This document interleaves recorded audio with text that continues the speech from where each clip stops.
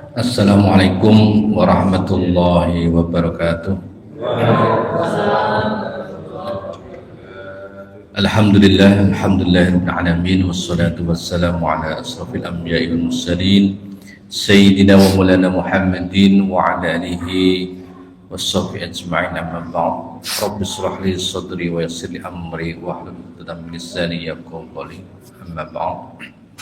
Yang terhormat Ustaz Dr. Sofwan Anwar, para jamaah sedaya ingkang kula hormati, mari kita awali kajian inspirasi Al-Quran ini dengan membaca Ummul Kitab Al-Diniyah wa Kulli Amalin Sholihan. Al-Fatihah. A'udzu billahi minasy syaithanir rajim. Bismillahirrahmanirrahim. Alhamdulillahi rabbil alamin. Ar-Rahmanir Rahim. Maliki yaumiddin. Iyyaka na'budu wa iyyaka nasta'in. Ihdinas siratal mustaqim. Siratal ladzina an'amta 'alaihim ghairil maghdubi 'alaihim waladdallin. Amin. Pada malam hari ini melanjutkan dari kajian 2 pekan yang lalu. Kalau kajian pada 2 pekan yang lalu tentang surat At-Tin ini sudah selesai, kemudian dilanjutkan dengan surat Al-Alaq ya. Kepada Ustaz Dr. Sofwan Anwar, waktu dan tempat dipersilakan, monggo.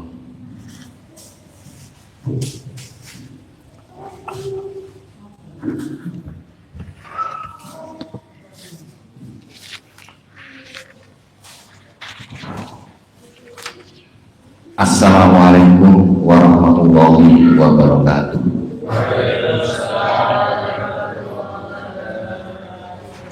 Bismillahirrahmanirrahim wa nasta'inuhu wa nastaghfiruh wa nusalli wa nusallimu ala sayyidina Muhammad wa ala alihi wa sahbihi ajma'in. Rabbi shrah li sadri wa yassir li amri wa hlul 'uqdatam min lisani yafqahu qawli. Bapak Ibu rahimakumullah, marilah kita lanjutkan kajian rutin. Hari ini kita akan mengkaji surat berikutnya, yaitu suratul Alaq. Mari kita perhatikan tentang kaitan daripada ayat surat yang kita kaji sekarang ini dengan surat yang sebelumnya dan surat setelahnya. Surat sebelumnya yaitu surat Wat-Tini Waz-Zaituni wa Turi Sinin wa hadzal baladil amin. Al-ayah. Surat sebelum ini menjelaskan yaitu tempat-tempat Rasul Ulul Azmi, yaitu Wat-Tini Waz-Zaitun wa Turi Sinin wa hadzal baladi. 4 tempat di mana para anbiya menerima wahyu, yaitu di Irak, di Syam, dan kemudian di Palestina. Sam termasuk Palestina, kemudian di Jabal Turi Sina, kemudian di Wahadzal Baladil Amin. Para nabi menerima wahyu di 4 tempat ini. Kemudian dalam ayat yang turun kepada Nabi Musa di Jabal Turi Sin, itu ayat menyuruh kepada Nabi Musa dan kepada pengikutnya untuk beribadah kepada Allah dan menjalankan sholat.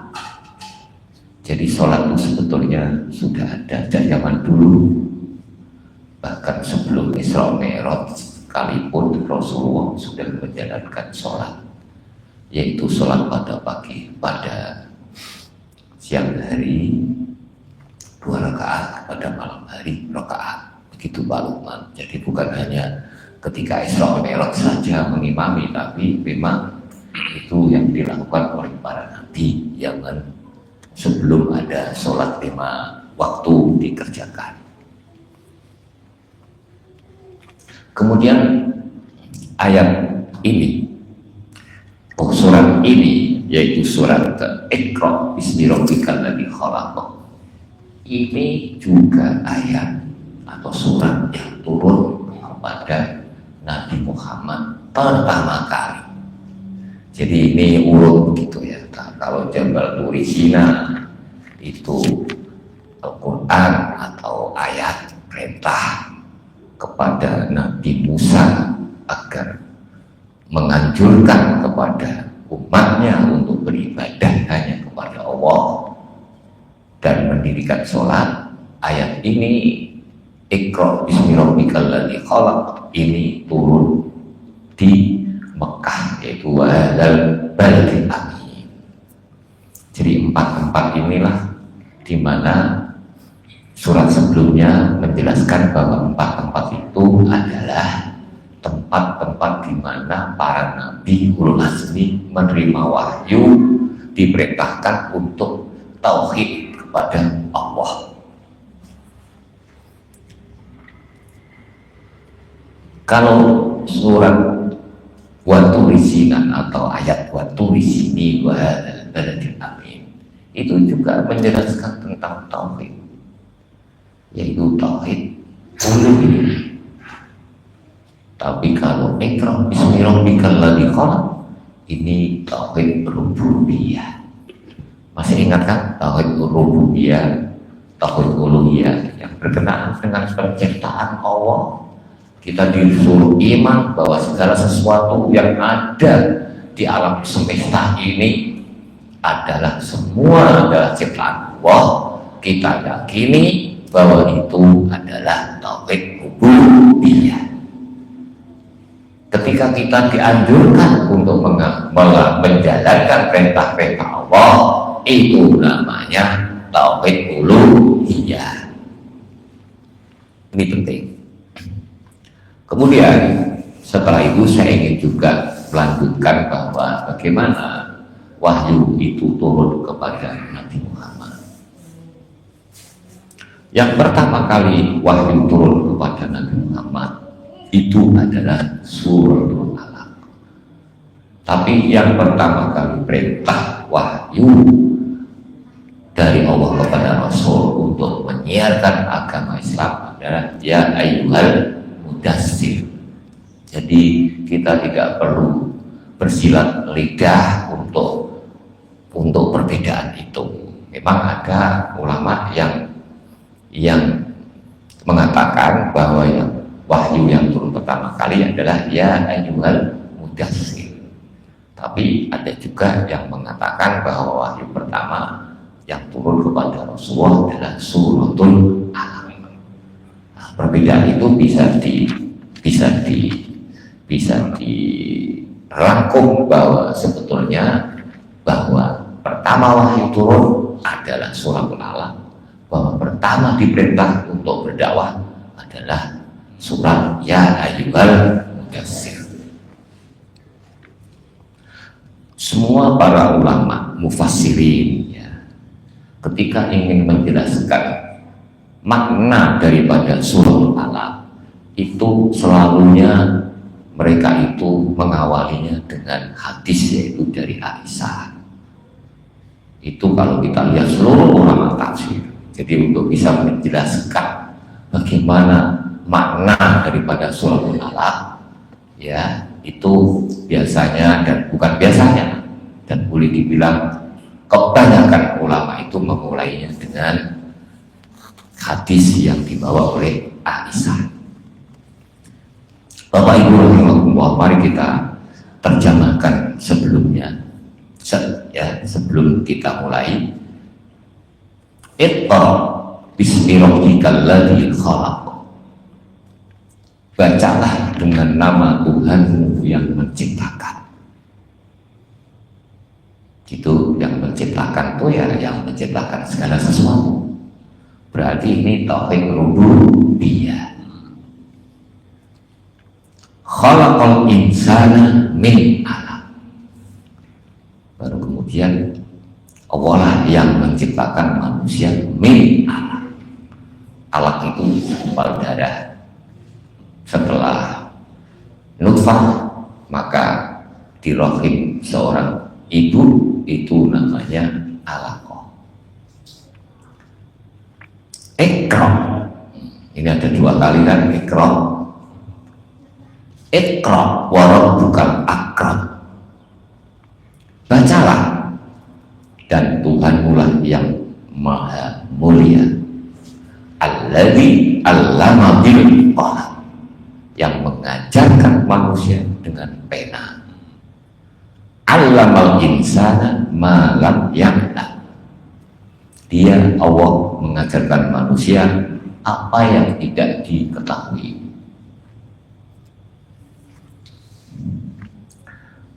Sebagaimana beberapa referensi yang saya baca ya, bahwa ayat yang turun pertama kali itu hanya 5 ayat Pak.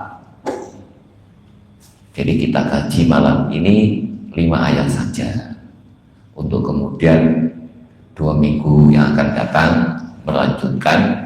Mudah-mudahan kita ada waktu untuk bisa melanjutkan, yaitu ayat ke-6, ayat ke-7, ayat ke-8, ayat ke-9, ayat ke-10. Tadi sudah saya katakan bahwa para ulama ketika menafsirkan atau mengkaji makna suratul Alaq, bagaimana turunnya wahyu, itu selalu memulai dengan hadis Aisyah. Mari kita baca, yaitu hadis yang biasa disebut badul wahyu. Jadi memulai, kapan mulai wahyu itu turun dan bagaimana wahyu itu turun. Hadis riwayat dari Aisyah, an Aisyah radhiyallahu anha, awwalu ma budi'a bihi Rasulullah sallallahu alaihi wasallam minal wahyi ar-ru'ya as-sadiqah fin naum. Jadi begini Pak, hadis dari Aisyah ini menjelaskan bahwa pertama kali Rasulullah menerima wahyu itu berupa mimpi yang benar Pak. Jadi ini Rasulullah sebelum ke Gua Hira mendapatkan wahyu Iqra itu ya, tapi Rasulullah sudah mimpi. Nah, mimpi ini seperti di siang bolong, jelas gitu. Nah, mimpi tentu malam hari, tetapi keadaan mimpi Rasulullah itu jelas dan mimpi yang benar, bukan mimpi yang tidak benar, tapi mimpi as-sadiqah fin naum. Fakana la yara ru'ya illa ja'at mithla falaki subhi. Beliau tidak melihat atau tidak mimpi di dalam melihat mimpi. Dan dalam mimpi itu melihat. Mimpi itu apa? Melihat sesuatu dalam keadaan tidur, namanya mimpi. Oke. Kondisi atau situasi mimpi itu ya, itu seperti misla falaki subhi, jadi seperti pagi yang jelas gitu. Fakana yakti khiraqun fayatahan nasbihi, seolah-olah dalam mimpi ini Rasulullah mendatangi Gua Hira, beribadah di situ gitu. Jadi kalau tidak diberitahu mimpi itu ya Rasulullah tidak tahu mana tempat untuk diberi wahyu itu lupa. Jadi orang tiba-tiba yang penting Gua Hira mimpi terus menerima wahyu, tidak ada sebelum datang ke Gua Hira itu mimpi dulu. Ada pengantarnya. Ya, ada pengantar ya. Orang-orang jahiliyah itu biasa Pak, yatahannas, beribadah, tapi di Musdalifah atau di Mina. Tapi ibadah mereka mereka itu kan kemusyrikan. Loh, maka Nabi Muhammad diberi mimpi oleh Allah, jangan di tempat itu Muhammad, Pablo, yaitu di tempat di gunung yang namanya Jabal An-Nur. Di sana ada gua namanya gua Hira. Fatahannas fi, beribadah semalam hari, berhari-hari di situ dengan membawa bekal, gitu Pak. Oke. Nah, setelah terjadi mimpi, beliau ke sana. Setelah terjadi mimpi, maka beliaulah datang ke gua itu sambil membawa apa ya, bahan baku lah ya, kayak di sini bawa gini ya kan. Untuk biasanya kalau nisful lail malam minum abid nabi, dan biasanya pada bawa itu. Summa yarji'u ila Khadijah fatazawwadu bimithliha. Jadi kalau habis bekalnya pulang lagi ke Khadijah, ambil barang lagi, gitu Pak. Hatta faji'ahu al-haqqu fi, hatta faji'ahu wa huwa fi ghori Hira. Sehingga cara apa namanya, Allah memberitahu di gua Hira, tiba-tiba faja'ahu al-malaku fihi, maka kemudian tiba-tiba itu ada malaikat datang. Faqala iqra, bacalah. Faqala lahu an-nabiyyu sallallahu alaihi wasallam faqultu ma ana biqari'in.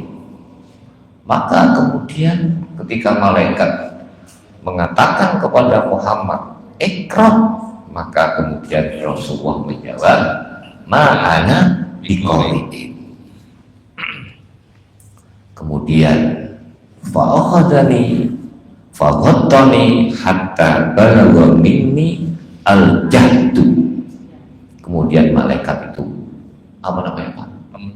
Memeluk, menyikap dengan kencang gitu, sehingga Rasulullah mengeluarkan sesuatu yang inilah kesungguhan gitu, sungguh-sungguh, sampai ada rasa yang sungguh-sungguh gitu loh.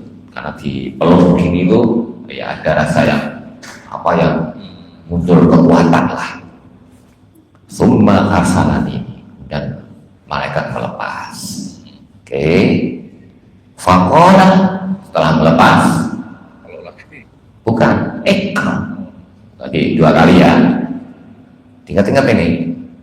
Faqala ikra, faqultu ma ana biqari'in. Maka Nabi mengatakan lagi ma ana biqari'in, tadi dua kali ya. Hatta fa'akhadani faghattani as-saniyah, dan peluk lagi dua kali gitu, peluk lagi dua kali. Hatta balagha minni al-jahdu, sampai ini lagi ya, keluar yang sungguh-sungguh. Anda bisa bayangkan lah ketika dipeluk begini itu kan kayak inilah ya. Oke. Summa arsalani, dan melepas. Kemudian malaikat mengatakan ikra bismi rabbikal ladzi khalaq, gitu ya. Jadi ini yang ketiga ini, ikra bismi rabbikal ladzi khalaq, ini yang ketiga. Kemudian dalam surat Al-Alaq ikra ada dua kali, gitu ya. Oke Pak ya, Pak Ari. Jadi ikra bismi rabbikal ladzi khalaq, khalaqal insana ma lam ya'lam. Setelah itu jarak sampai 6 bulan tidak turun wahyu. Kemarin kan ketika wadduha wal laili idza saja, itu kan ada mawadda'aka rabbuka wa ma qala. Itu kan memang ada kesenjangan waktu. Nah, setelah 5 ayat turun dalam surat Al-Alaq, itu 6 bulan Rasulullah tidak menerima wahyu. Bayangkan bagaimana keadaan Rasulullah, kerinduannya ingin mendapatkan wahyu lagi. Setelah itu keadaan Rasulullah setelah ini wahyu turun 5 ayat ini, Rasulullah pulanglah ya, kemudian pulang ke rumah menemui Khadijah. Kemudian Rasulullah yang miluni ya, kemuli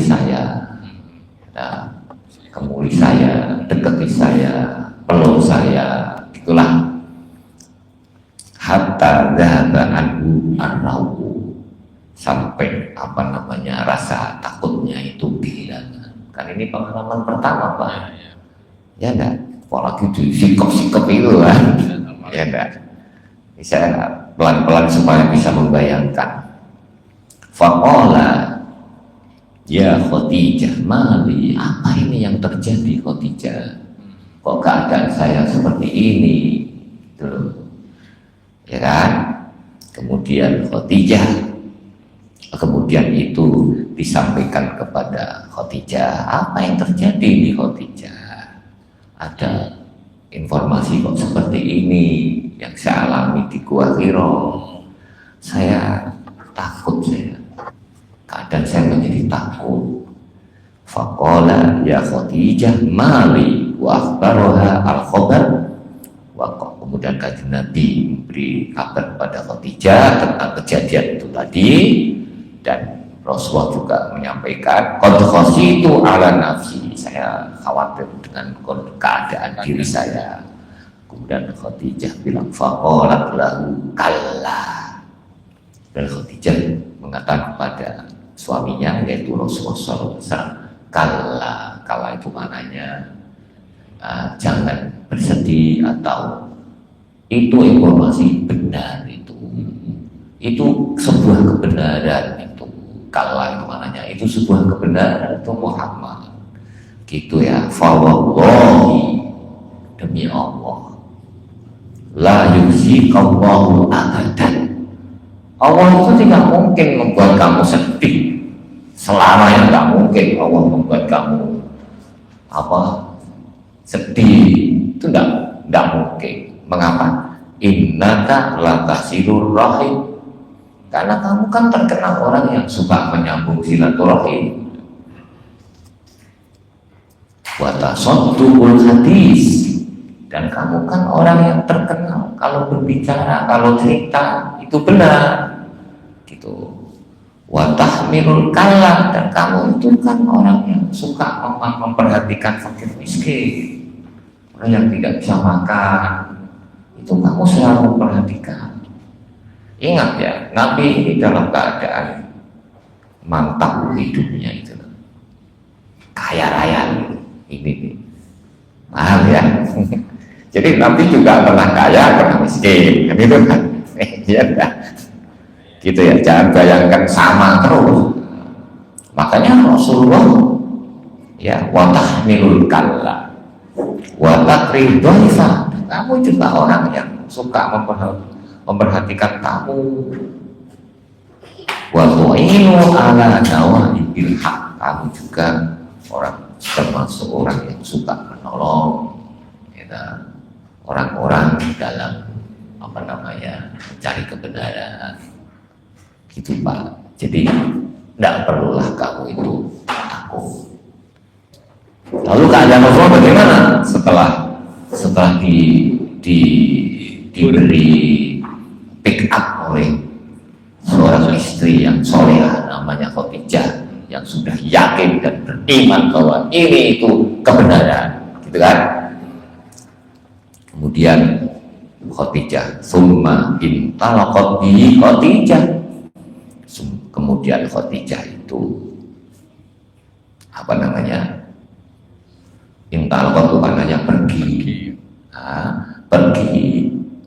pergi hatta atat bihi Waraqah ibnu Naufal, perginya itu menemui Waraqah bin Naufal bin Asad bin Abdul Uzza bin Usaid wa huwa ibnu ammi Khadijah. Jadi Warokoh itu anak pamannya Khadijah gitu, yaitu saudara bapaknya Khadijah. Wa kana imro'an tanassara fil jahiliyah. Nah, beliau ini Warokoh ini seseorang Nasrani pada masa jahiliyah. Wa kana yaktubu al-kitab al-arabi. Beliau ini bisa menulis kitab al-arabi, kitab bahasa Arab. Fayaktubu al-arabiyyah dengan Injil, masya Allah ayat juga. Jadi beliau ini menulis dengan tulisan berbahasa Arab dari kitab Injil. Ya, beliau tulis wa kana syaikhan kabiron. Nah, beliau ini seorang yang sudah tua, yang sudah lemah, qad amiya. Faqalat lahu Khadijah. Oke, dan Khadijah sampaikan apa yang terjadi pada diri Rasulullah tadi.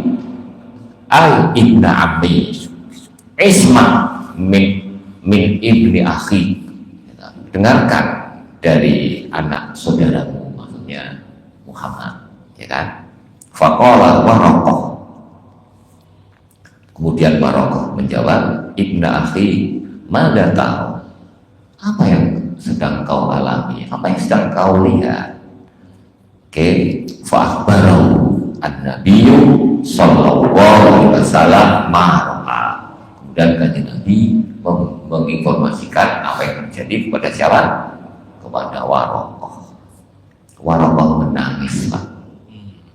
Menangis dan terharu dan diam sejenak, memikirkan dirinya, inilah berpikir, wah sayang saya sudah lemah, sayang umur saya sudah terlalu tua, sudah lanjut.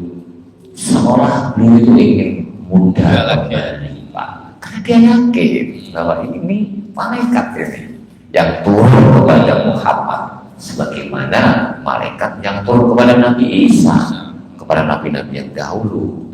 Beliau ingin muda kembali, Pak, sehingga memiliki kekuatan untuk dapat membantu. Dia ingin membantu. Seandainya saya ini masih muda, saya akan membantu kamu Muhammad, gitu. Saya akan melindungi, ya, karena iya nanti musuh-musuh akan mengusir kamu Muhammad, gitu.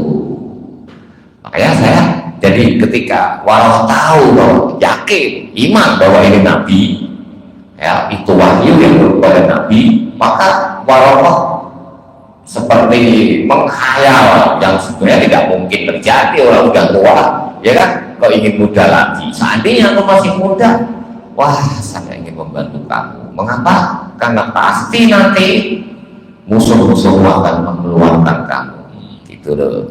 Lah kanjeng Nabi tentu ya bingung loh, masa saya orang yang sudah martabatnya, saya ini orang yang paling terhormat loh, saya orang kaya, halo, saya orang yang ketua orang hebat, gitu kan, saya yang macam-macam lah, tahu sendiri lah, ya kan, saya memiliki posisi yang tinggi loh, ya kan, saya ini al-amin, saya memiliki akhlak yang baik, saya orang yang mendamaikan setiap ada permusuhan, ya kan. Mereka mau memusuhi saya dan mengeluarkan saya dari negeri Mekah ini, gitu loh. Kan ingat ya, Nabi Muhammad tuh pernah juga disuruh ketika ada peperangan di daerah Mekah kecil itu kan, Nabi Muhammad kan itu orang-orang pada keroyokan tentang Hajar Aswad, siapa yang ini ingat kan? Nabi Muhammad masuk, udah ada usul, saya usul ya lebih baik yang menggotong yang membawa Hajar Aswad, orang yang pertama kali masuk Ka'bah ini ternyata Muhammad Rasulullah. Dan Muhammad kebijaksanaannya dari 4 sisi itu kopilah. Artinya apa? Bahwa Muhammad juga heran kalau orang seperti saya ini, ya, mereka mau memusuhi saya, kan gitu ya. Mereka mau mengusir saya dari Mekah ini, gitu. Dan si Warokoh menjawab, "Na'am." Ya. Lam ya'ti rajulun qattu bimithli ma ji'ta bihi illa uti. Jadi tidak ada seseorang yang datang membawa seperti yang Anda bawa ini, kecuali diusir dari negaranya. Karena Nabi dulu diusir semua, kan? Ya kan?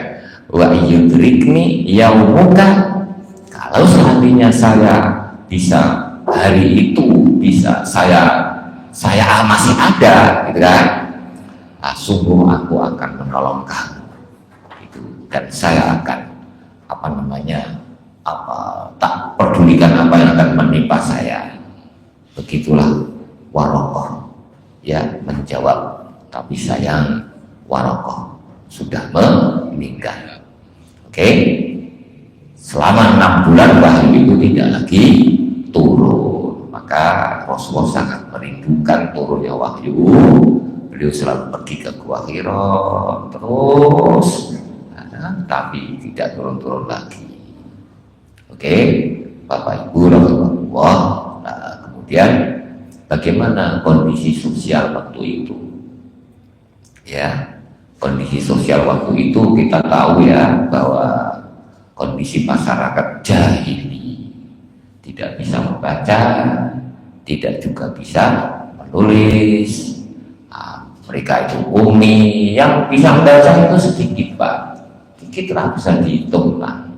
Yang bisa membaca, bisa menulis masih sedikit. Oke, yang bisa dihitung lah dengan jari.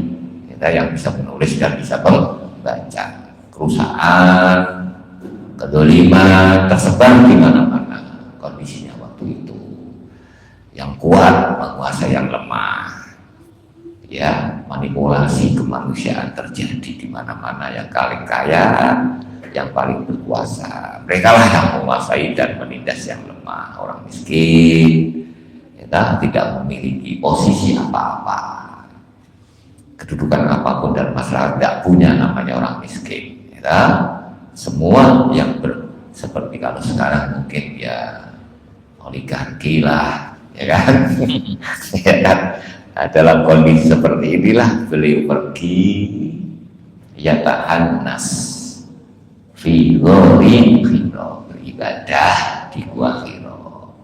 Jadi ini harus dibayangkan, kita harus bayangkan bahwa kondisi waktu itu bisa jadi berulang kali. Mungkin tidak sekarang, mungkin yang akan datang, mungkin sudah pernah terjadi, kan? Jadi itu harus kita bayangkan. Jadi seolah-olah bukan kemudian selesai sudah, tidak ada lagi, enggak. Gitu Pak. Ini perlu kajian kita itu perlunya seperti itu. Oke? Lah, kan saya dulu pernah menyampaikan bahwa ketika keadaan alam ini sudah lagi tidak tunduk pada katalah Allah, sebagaimana alam semesta tunduk pada katalognya Allah, maka terjadi kondisi sosial yang carut marut, gitu kan? Kecarut marutan itu tidak lain dikarenakan manusia gagal di dalam mengidentifikasi siapa manusia, gitu kan? Karena tauhid yang dulu pernah diajarkan oleh para nabi sudah lagi tidak dikaji secara benar, gitu kan? Akibatnya orang kemudian kehidupannya sahut rawut, yang kaya menjadi yang berkuasa, yang kaya menjadi yang mengatur, yang miskin selalu tertindas. Keadaan seperti ini sebetulnya dikarenakan orang gagal mengidentifikasi siapa manusia. Kalau orang ingin tahu siapa manusia, maka kajian Al-Quran, maka Al-Quran harus turun. Itu lupa. Jadi Al-Quran turun itu sebetulnya untuk membawa manusia yang sudah melakukan penyelewengan dari ajaran-ajaran tauhid yang dibawa para nabi sebelum ini, maka Muhammad lahir tujuannya membawa agar umat yang sudah cabut merawat dibawa kepada manhaj Islam. Sebab mereka kondisinya seperti itu dikarenakan kegagalan manusia tentang pengetahuan mereka terhadap siapa manusia. Kalau orang ingin tahu siapa manusia, ya iqra bismi rabbikal ladzi khalaqal insan. Gitu Pak. Jadi wahyu turun ini sebetulnya untuk merubah ya dah tarikh, untuk merubah sejarah ya, untuk merubah sejarah dan untuk merubah alam semesta ini ya dah agar hidup ini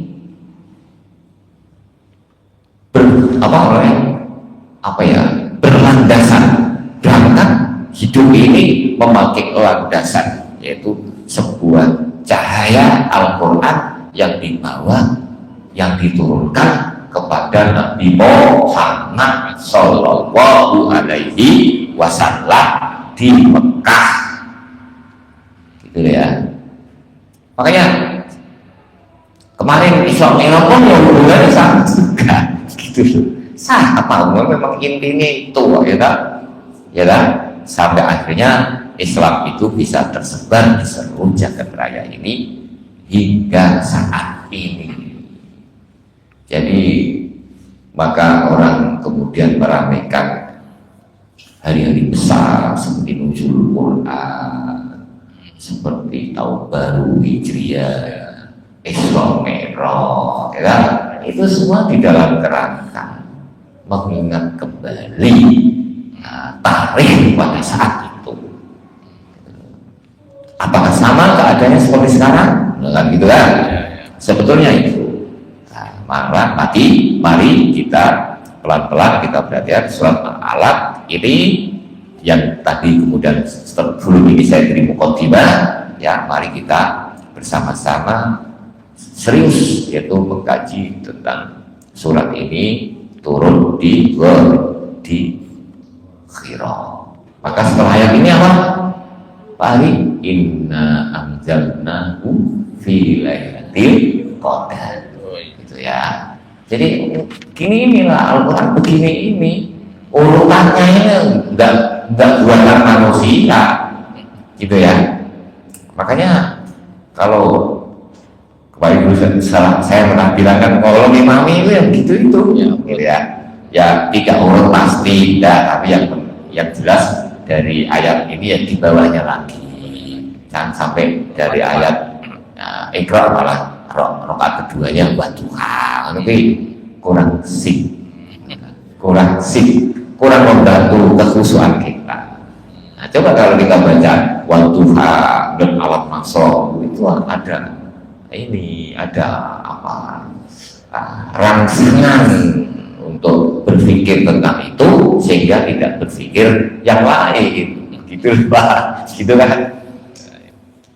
At-tahiyatul mubarakatus shalawatul thayyibatul lillah. Bayangkan itu saat Rasulullah menghadap Allah membacanya itu, coba kan itu tahu maknanya juga ya? Nah itu kan akan membantu kekhusyukan kita ya kan? At-tahiyatul mubarakatus shalawatul thayyibatul lillah. Kemudian Gusti Allah assalamu alaika, coba ayyuhan nabiyyu wa rahmatullahi wa barakatuh. Terus kanjeng Nabi jawab assalamu alaina wa ala ibadillahi sholihin.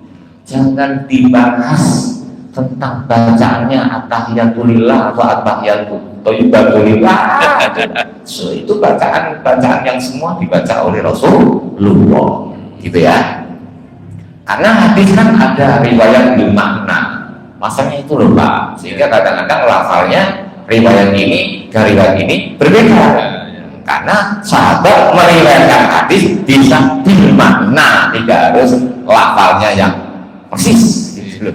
Kan gitu masalahnya itu ya. Sementara kita kejebak di bacaan itu. Gitu ya. Ya itulah, dan itu diperbesar.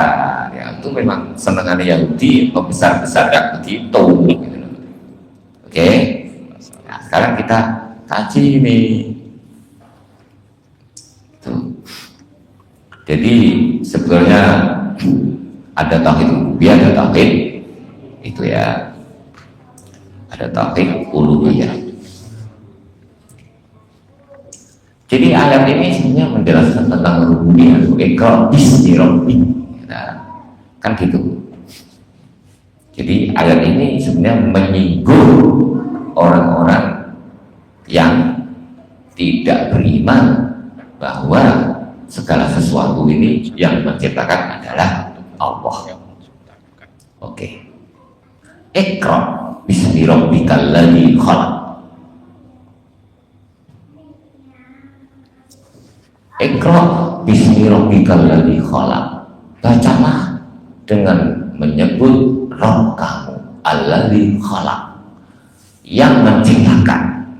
Allah yang menciptakan. Ini menunjukkan bahwa pencipta itu ada.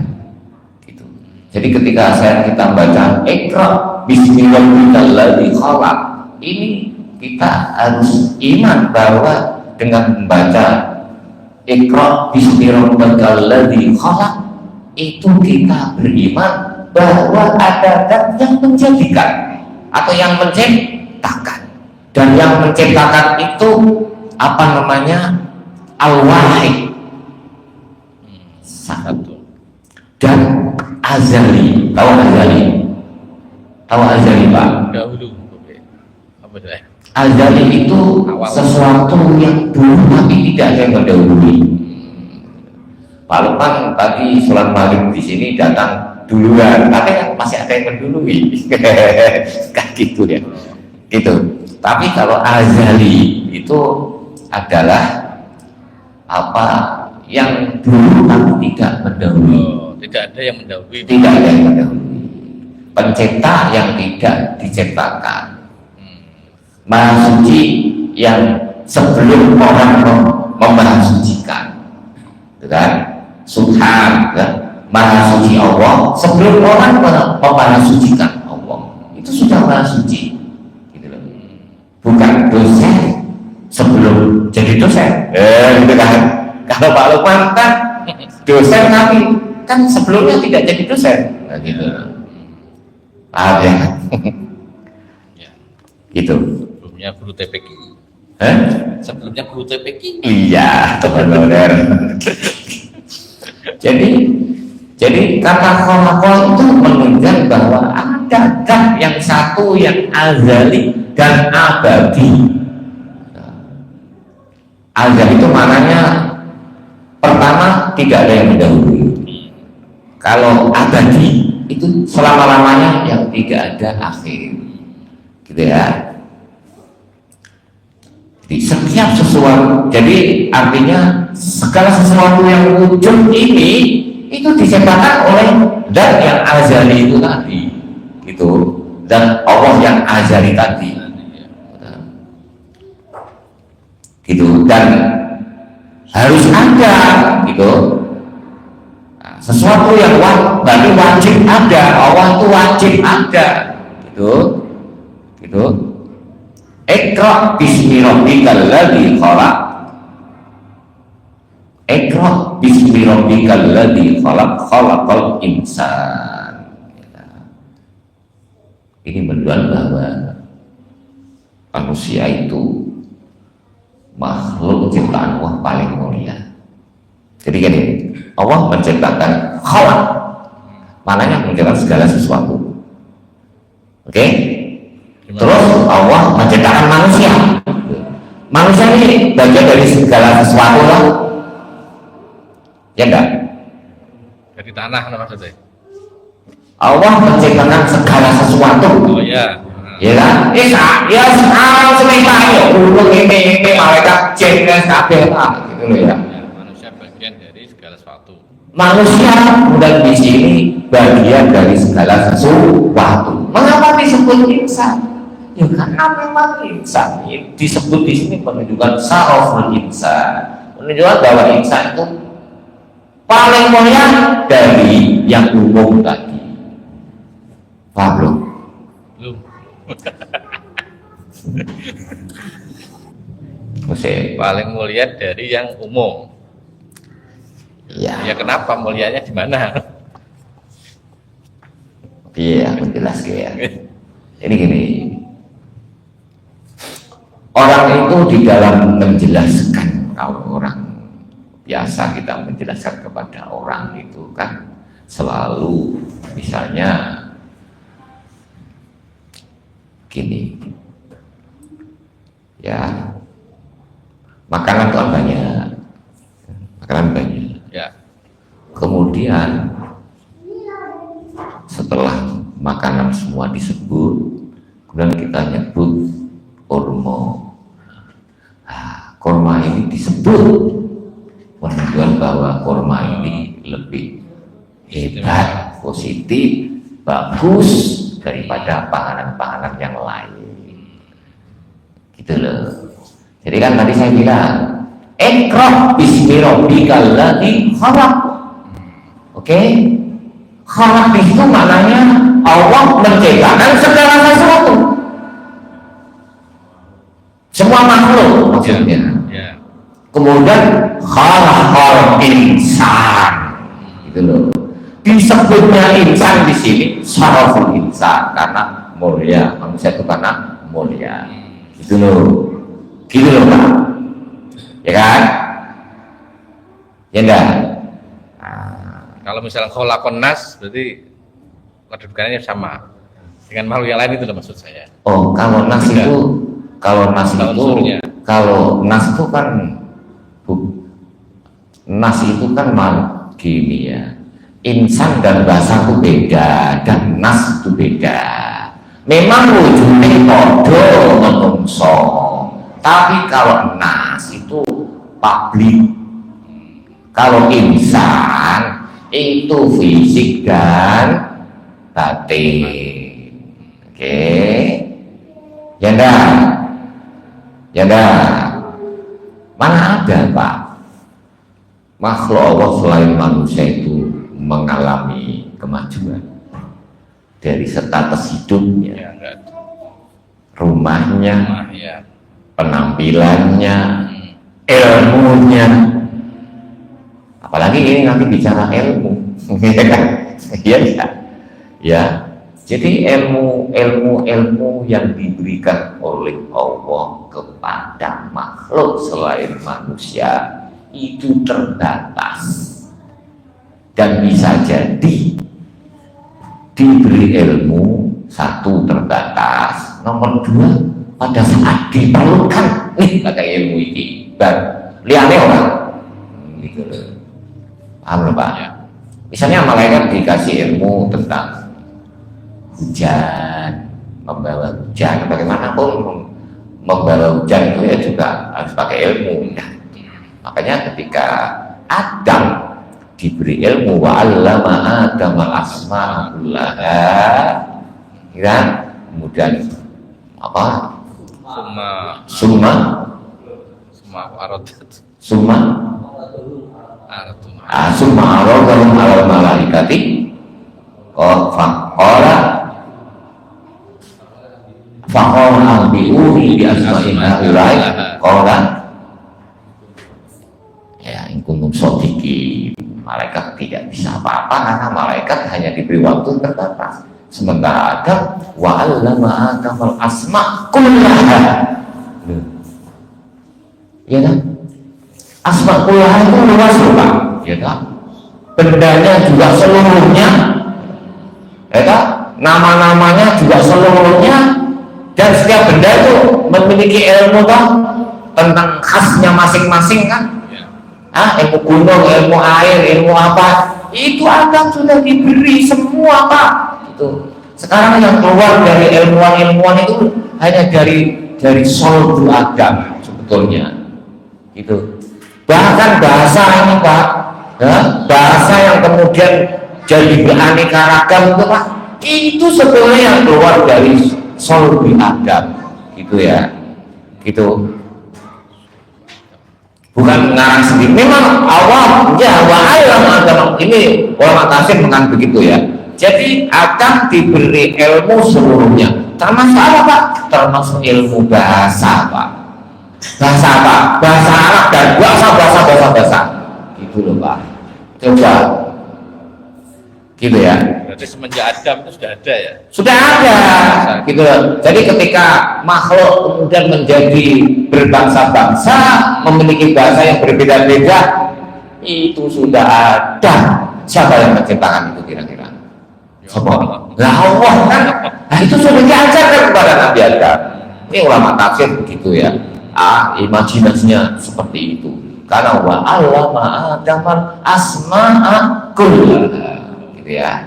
Meskipun agama Jawa itu budaya, iya budaya, tapi itu sudah ada. Itu loh, sudah ada Pak. Percayalah aja. Nah, aku percaya. Iya, soalnya nek gini, nek orang percaya piye terus nggawene bahasa kok iso awake piye. Tuh. Gitu ya. Karena Allah itu mengetahui sebelum sesuatu itu ada. Gitu loh. Gitu loh. Iya enggak? Oke? Ya. Jadi sekarang gini lagi. Jadi dalilnya nggak ada. Jadi pelan-pelan aja. Jadi al-insan di sini khalaqal insan menunjukkan apa namanya Pak? Syaraful insan. Maka ulama mengatakan begini nih. Kan di situ ada. Jadi ikra bismi rabbikal ladzi khalaq. Kemudian ada lagi ikra wa rabbukal akram. Jadi orang bisa mengetahui. Jadi gini. Yang pertama itu kita disuruh membaca tentang apa namanya? Al-Qur'an yang menciptakan. Al-Qur'an ya dari Allah yang menciptakan seluruh makhluk. Jadi kalau kita ingin punya ilmu, bacalah Al-Qur'an. Gitu loh. Makanya Al-Qur'an kan ya aneh kalau cuma dibaca saja. Cuma harus dikaji dengan dalam, dengan berbagai sudut ilmu pengetahuan. Gitu ya. Ya memang orang tidak mungkin Pak mampu berbagai ilmu pengetahuan dengan berbeda-beda jenis ilmu pengetahuan, iya. Tapi paling tidak paham bahwa Al-Quran di dalamnya berbagai ilmu pengetahuan. Jadi Iqra bismi rabbikal ladzi khalaq. Jadi kita diperintah ya membaca Al-Quran.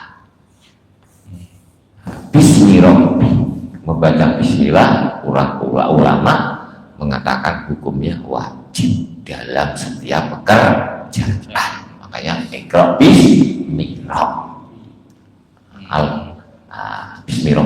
bismillahirrahmanirrahim, gitu kan?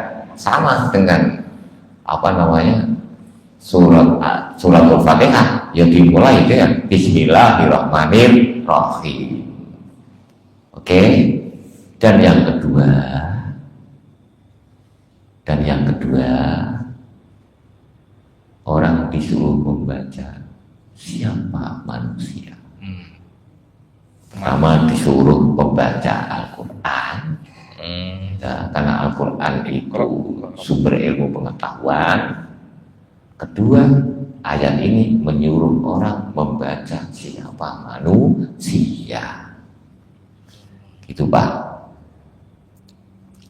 Makanya Iqra di sini 2 kali. Ya kan? Nah, kalau asbabun nuzul bukan. Kalau hadis tadi itu mengajarkan kepada kita, kalau kita ingin belajar seperti itulah prosesnya, harus ada sungguh-sungguh. Yang mengajar juga harus sungguh-sungguh. Gitu Pak. Pak Ari, ini dengan guru kan. Kalau mengajar ya harus sungguh-sungguh, yang diajar juga harus sungguh-sungguh. Maka sampai 3 kali seperti itu, sampai begini. Ini menunjukkan bahwa betapa, ya kan? Betapa usaha yang sangat keras sangat diperlukan ketika orang ingin memahami Al-Quran, gitu loh. Begitu juga usaha yang keras ketika orang ingin memahami siapa manusia. Karena yang disuruh baca kan 2 ini. Ilmu-ilmu lain itu muncul itu kan karena orang paham siapa manusia, atau kan? Sesuai pemahaman manusia itu maka keluar ekonomi kapitalis, ekonomi liberal, ekonomi Islam. Pengarang-pengarang ini kan muncul istilah ilmu ekonomi, ilmu hukum, ilmu apa. Itu kan produk dari manusia-manusia yang paham tentang siapa manusia. Nah, ketika orang memahami manusia bukan melalui Al-Quran, kalamullah, Allah yang menciptakan manusia, ya jelas ilmu yang keluar dari situ nanti akan menjadi ilmu yang tidak benar. Ilmu datang dari mana? Dari Allah. Dari Allah. Oke. Dengan apa? Pena. Oh. Pena. Kolam. Iya. Ini kolam atau kalam? Alladzi allama bil qalam. Ilmu itu sumbernya dari apa? Dari kolam. Kolam itu bukan kolam batu. Kolam itu pena. Oh, pena. Ya kan? Ilmu itu dari kita dengar, kita sampaikan, kita tulis.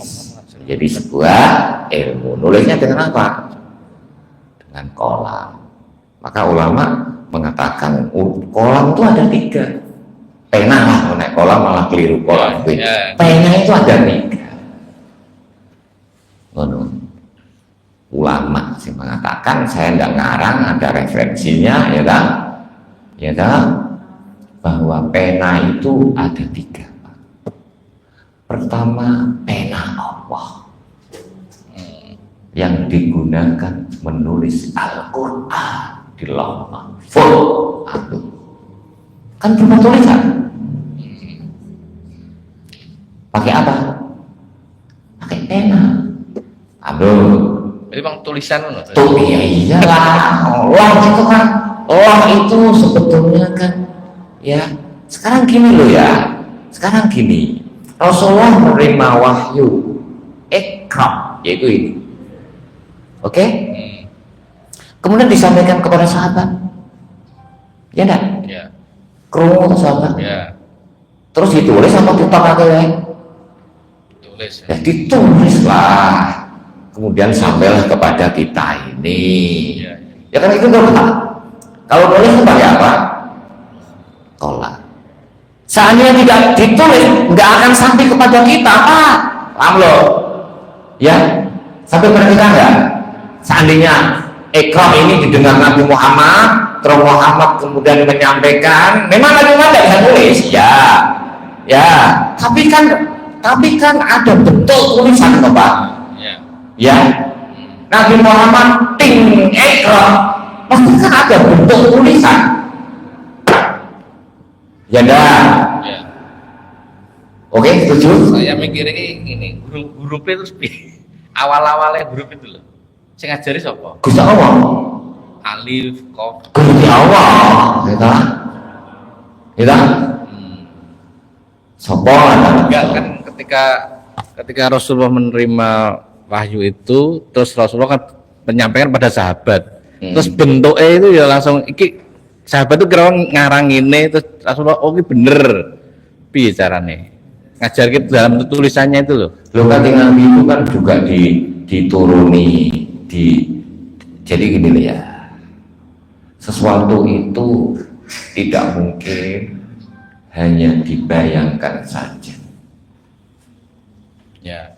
Oke, hanya Jadi bayangkan saja ada suara, dengan ahli bahasa ya, ada suara Gus. gitu. Masa suara gus saja tanpa ada bentuk tulisannya, kan gitu kan? Tapi kalau gus misalkan ya, itu kan wong wis karena sudah tahu tulisannya sehingga bisa nulis. Tapi nek belum tahu tulisannya kan terus piye bentuknya, bentuk tulisannya itu. Kata gus itu sudah ada dari dulu mesti. Ya. Makanya ada tulisan. Tidak sekarang yang ditulis orang sekarang, tapi tulisan itu kan sudah ada ditulis dari zaman dulu toh. Gus itu tulisannya kalau Indonesia HUS. Iya tak? Iya.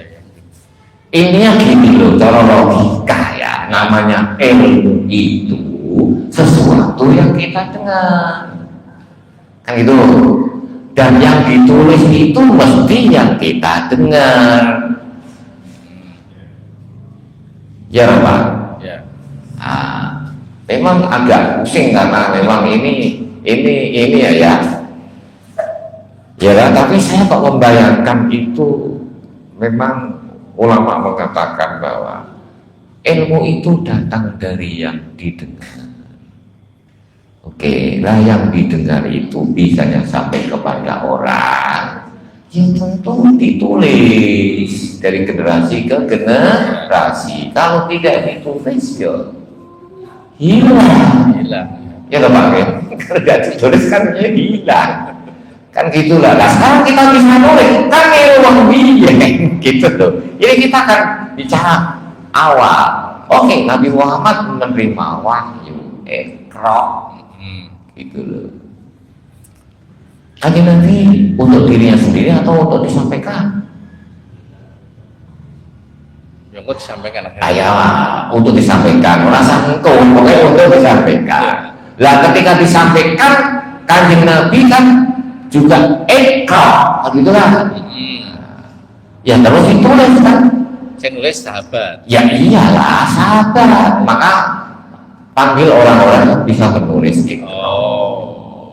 Kan gitu kan, ya, tulisan Arab, ya kan. Tapi kan Pak Luman mungkin masih bingung. Al-Quran itu di Lauh Mahfuz itu bentuknya apa? Kosmoloto, orang yang mesti ada tulisannya. Jenengane loh itu maknanya nek zaman biyen ini kan tempat untuk menulis.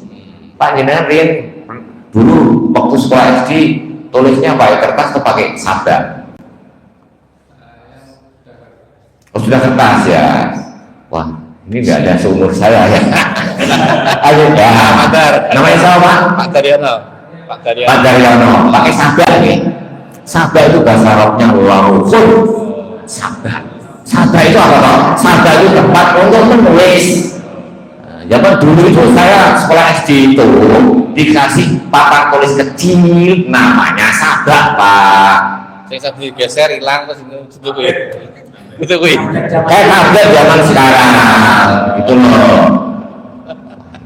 Ya wes sabda. Ya nah, terus mulai dikasih kapur. Ya apa itu? Kayak isi pensil tapi gede loh. Saya tuh yang sekolah begitu Pak. Gitu. Masih ingat Pak ya? Iya. Sabda itu bahasa Arabnya lauhun itu sabda. Sabda itu tempat untuk menulis. Gitu loh Pak. Alat kolamnya, penanya namanya skrip. Nah gitu loh. Sekarang spidol, gitu kan, pensil, kemudian pulpen, gitu kan. Nah sekarang loh itu ini kertas, kan gitu loh ya. Ini whiteboard, kan gitu, kayak gitu ya.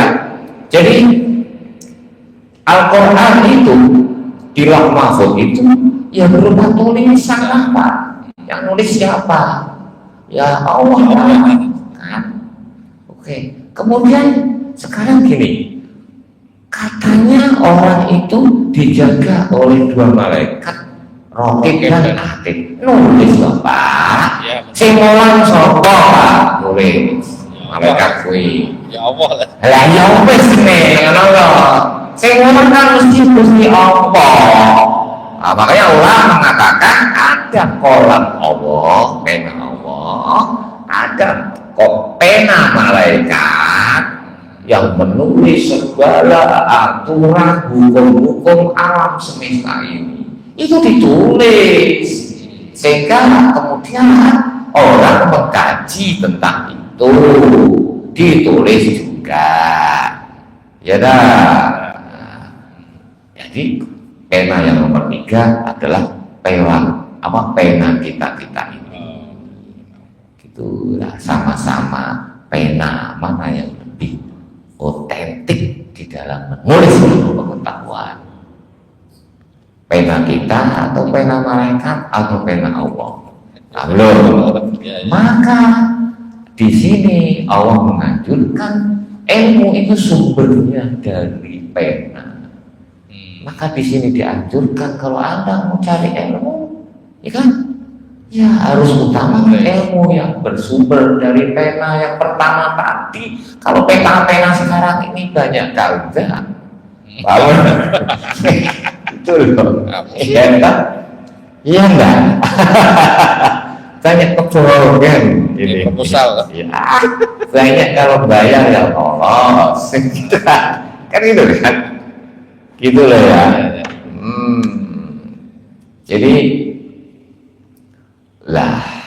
Jadi orang kalau ingin memahami atau ingin mencari ilmu yang benar, ya ilmu apa saja, ya ketika orang ini kehidupannya kacau balau ini, itu kan disebabkan orang tidak paham Al-Quran.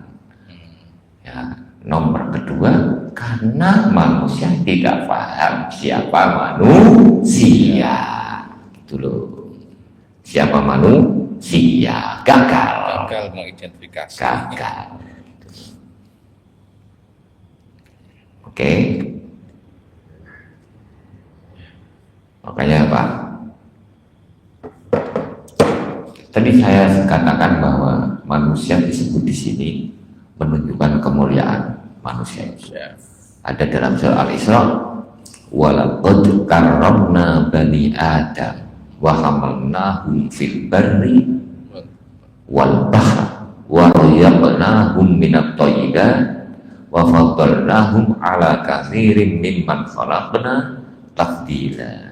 Sungguh aku telah muliakan bani Adam wa hamalnahum fil barri, kemudian kami bawa mereka di daratan, di lautan, kemudian masing-masing kami beri rezeki dari hal-hal yang bagus semua. Dan dari sekian banyak makhluk ciptaan saya ini, yang paling mulia adalah manusia. Wa faddalnahu ala katsirin mimman khalaqna tafdila. Sekarang kita lanjut. Insan, 'allamal insana. Ini lihat, Ya. kan tadi memahami Al-Quran, ikra Al-Quran, kemudian kedua ikra manusia. Ya kan? Ikra wa rabbukal akram. Ah, sekarang akram dulu ya, enggak lupa. Akram ini lebih mulia. Kalau Al-Karim mulia. Al-Karim mulia. Kalau Al-Akram lebih mulia. Kabirun akbar, Qasiyun aqsa. Nah, gitu kan. Kalau Al-Mukarram, Bapak Ustadz, Tidak penting wih, yang penting sih. Ya berarti nyelain nih, kepada aku hilang. Wah, aku ya sinau ya tak apa oke. Engko hilang kabeh malah. Iya, engko gampang. Ya, ini namanya af'al tafdil. Ya, ada yang memiliki makna lebih. Itu al-akram yang lebih mulia. Oke. Ada al-karim. Jadi ilmu itu yang datang dari orang ke orang yang mengajarkan ya saya itu kan beda dengan yang mengajarkan Rasulullah, paham belum? Yang mengajar sahabat kan beda dengan yang mengajar Rasulullah, paham Pak ya? Yang mengajar Nabi Adam beda dengan yang mengajar turunnya Adam. Yang mengajarkan malaikat beda dengan yang mengajar manusia, makhluk manusia, ya tak? Nah, ini siapa yang diajar? Siapa yang disuruh Iqra? Muhammad. Siapa yang menyuruh Iqra? Malaikat. Ya Allah, ya.